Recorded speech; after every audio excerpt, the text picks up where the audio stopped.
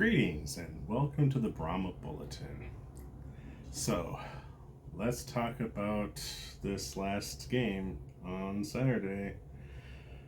Oh gosh, just what what what do we have to do to gain 1 yard? 1 yard, just 1 yard. Please, I'll pay you to get a yard. Boy, well. Anyways, in today's episode, we'll be talking about our loss, our third, 15-6 loss to the Seattle Sea Dragons in Seattle, the final game of a 3-game road trip, a very long road trip. So let's get into it, shall we? So before we do, let's take a look at the standings. So we look at the standings in the South, and they are pretty much where they were last game. Houston is on the top of the South. They are the kings of the South, 4-0, haven't lost in their existence. Number 2 in the division is Arlington. They are 2-2. We are in third at 1-3, and Orlando are the bottom feeder still at 0-4. So, playoff position. If the playoffs were to start today, we would be out. So the team would be hitting the golf course right now.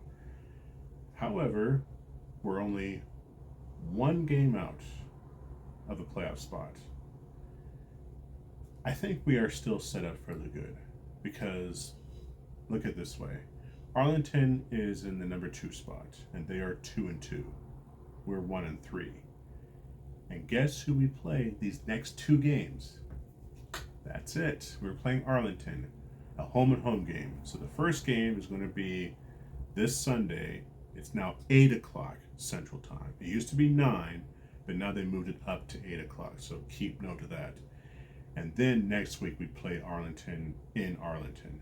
So this is a very good opportunity for the Brahmas to make up some ground and to catapult us into the playoff spot. Because, now hear me out, if we can sweep Arlington in this home and home, we would be 3-3. Arlington would be 2-4. So we would be 1 game up, but we would have the tiebreaker over Arlington. So in essence, we're 2 games up. So these next 2 games, very critical for the Brahmas. But I'm getting ahead of myself. But as a fan, we can get ahead of ourselves, right? That's what we can do. As long as the team doesn't get ahead of themselves, but we can. So that's the standings as of now. All right. Now we'll go on to, I wouldn't say any highlights because jeez, there really wasn't any highlights. Just, I mean, oh man. All right, so unlike these last 2 games, we did get the ball first, like we have, because the home team gets the choice of whether they want to keep the ball or not. It's not a coin flip. It's always the home team's choice. So the last 3 games, well, we were on the road, and the home team always kicked the ball out to us first. It worked out for us in Orlando and Houston because we marched right down the field and scored touchdowns. This game, now we had our usual 3 and out. And then Seattle gets the ball, and they were just marching right down the field and looking like, well, here's that high-flying offense of Seattle's that we've come to see. But then San Antonio stepped up, and they stopped them in the red zone. And then I think Seattle was a little overconfident, a little cocky, and they went for it instead of kicking an easy chip shot field goal. And we stopped them. But did we do anything with that? Nah, of course not. Of course we didn't. But, you know, on the one scoring drive that we did, I saw that Jack Cohn looked better, and he actually had more passing yards in one drive than he had all of last game. And I was saying to myself, like, wow, this is just sad.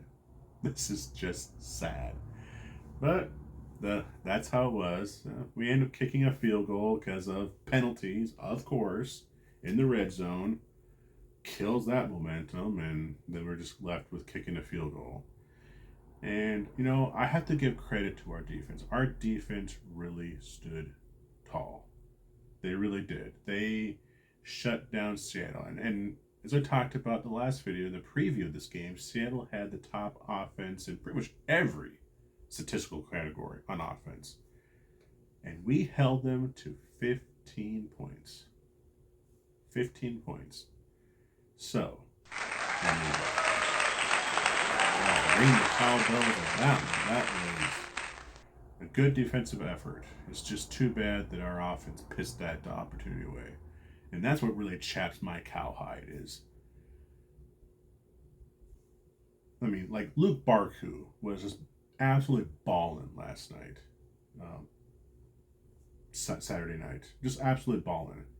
He was shutting down Josh Gordon for most of the game. He had that one slip up that did eventually lead to the game-winning touchdown. It turns out to be the game-winning touchdown. And that's really too bad. But that one little slip up that he had really cost us the game. But for the most part, he was shutting down Josh Gordon all night. And it was all for naught. Because our offense cannot do anything. They can't move the ball. We can't run. I mean, now, this is, oh gosh, just listen to this, guys. Listen to this. Here's some stats that are going to blow you away. I mean, this just, all right. So, I just can't. All right. Listen to this. Rushing. Our net rushing yards. Yes. We had a total of 21 yards. 21 yards of rushing. 21. Oh my gosh.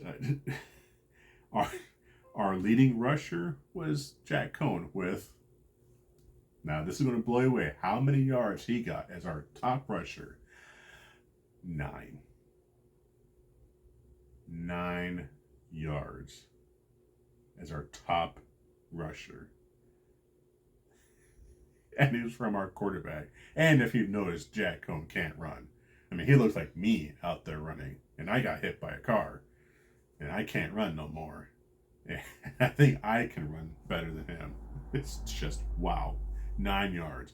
Kalen Ballage and Jacques Patrick, 5 yards each. 5. Tell me, how do you expect to win a game when you have 21 yards rushing? 21 yards rushing. You know, and that was one of my keys to victory, and it's been my key pretty much all season long, is that the Bulldozers have to plow holes for our running game. And since week 1, that's hasn't been a thing. Has not been a thing. I mean, after week 1, Kalen Ballage led the league in rushing. He had more yards by himself than the other teams had, as teams. Individually, he had more rushing yards than entire teams had. Well, since that, he's pretty much just disappeared. Just disappeared like a cow fart in the wind. And Jacques Patrick has been pretty much a non-factor all season too. And it's just our O-line is, let's just call it what it is. They're garbage. And it really pains me to say this, but our O-line is bad. It really is. We can't We can't open up holes for our running back. Our running game has been non-existent. We can't protect Jack Cohn. You see him out there. He's running around, and he's always doing that little throwing the ball at the line of scrimmage to prevent being sacked. And speaking of sacked, he was sacked 4 times in this game. 4 times. Guy's been under pressure. He might be seeing ghosts out there by now. I mean, his accuracy was not all that good. He only had, what, a 51% accuracy rate?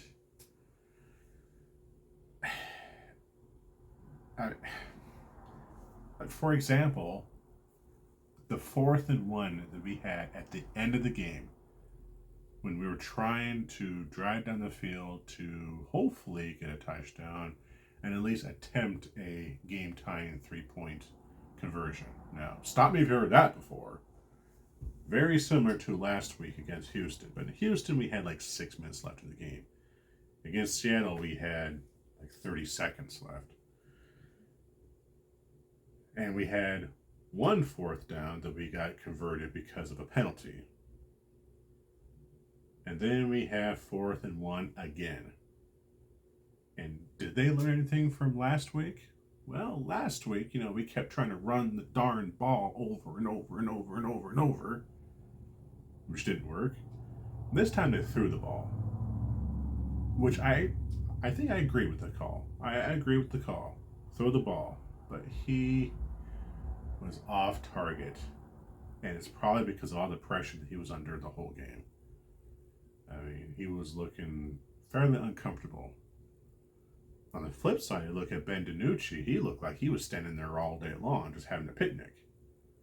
So I was lauding us and giving us all these kind of accolades about how we were able to bull rush the quarterback all year. Now we applied like 0 pressure on Ben DiNucci. And luckily, Luke Barku and the rest of our DBs were up to the challenge. And, he was a little off. And then he had that WTF throw at toward the end of the game. After they got the ball back, after we couldn't convert. And all Seattle had to do was run out the clock. And they have the top rusher in the league who was gouging us for pretty decent chunks of yards almost all game long. And he drops back and throws this inexcusable pass that Luke was able to intercept and give us a chance to go for that game-time drive. But then, of course, we pissed that away because we can't get 1 yard. Oh, gosh. And so, look at some more stats. 11 first downs, 191 yards of total offense. Like I said, 21 yards of rushing. Just, I can't. I just can't. That's hideous right there. Yeah, 170 yards passing. So, yay, we got 100 yards of passing, unlike last week, which we couldn't even get that. Jack Cohn stats right here. 20 completions out of 39 attempts. So one thing I got to give Jamie Alexander credit for is I think he might have been listening to my video. Yeah, right. But, I was criticizing. I said that he needs to change up the play calling. And this game, we were slinging the ball all over the yard. I've never seen us throw that many passes in the game. Didn't rush for anything, but we were more pass happy, which I appreciated it. It's just that our offensive line is not up to the challenge. They just aren't. We got to do something. We got to do something fast. But yeah, so 39 attempts, 20 completions for 189 yards, 4.8 yards per attempt. So that's better than it was before when he had, 1, 2 yards per attempt. No touchdowns, obviously. No interceptions. Sacked 4 times. So now Ben DiNucci, 28 completions out of 41 attempts for 264 yards and 6.4 yards per average, 1 TD, 1 interception. He was sacked once. So I think for the most part we held Ben in check. So congratulations, defense. That is definitely the bread and butter of our team, just like I said in the preseason. That's going to be our signature, and so far it is. All right, like I said, rushing, Jack Cohn, 9 yards rushing. It's our leading rusher. And the other 2, 5 yards apiece. John Hillman got 2 yards. Oh boy. And that Morgan Ellison guy, well, he had 69 yards for 4.31 yards per rush. That's pretty good. And there was some big chunks that he had throughout most of the game. And so, yeah, he was doing some damage. Receiving, our leading receiver was Jalen Tolliver with 34 yards. Yes, 34 yards receiving. Now, I know that we were out. TJ Vasher was out with an injury. But still, we just can't. Our wide receivers are not getting open. I don't think they're getting separation. And I know that was some of the talking points from experts who were saying is that our wide receivers have no speed. They have height, but no speed. And I was like, okay, we don't really need speed. We have the height. You know, they can tower over these little DBs and CBs, and you just throw it up for them to catch. That's not happening. So I just don't know. And our defense, well, our leading tackler was Jordan Williams with 12 tackles. So that's not too bad. And we had the 1 sack by Luke Barku. Yes, that guy was definitely the player of the game for the team. He was the one that kept us in the game. If it wasn't for him, we probably would have got blown out. So those are the stats for the game. And it's not good. It really isn't. Those are just not good stats. Anyways, okay. So, the key takeaways for this game, I think I've said this, and I've beaten a dead cow here. Our offensive line is garbage. They're atrocious. They can't run block. They can't pass protect. They can't do anything. We got to do something about that, and fast. And when I said that we need to stop Ben DiNucci, I thought we did a good job. I thought that they stepped up to the game, up to the plate, and did a marvelous job defensively. I'm just really, really disappointed that our offense couldn't do anything to help the defense out. I did say that Jamie Elizondo needs to do a better play calling. I thought it was decent. Execution was definitely lacking.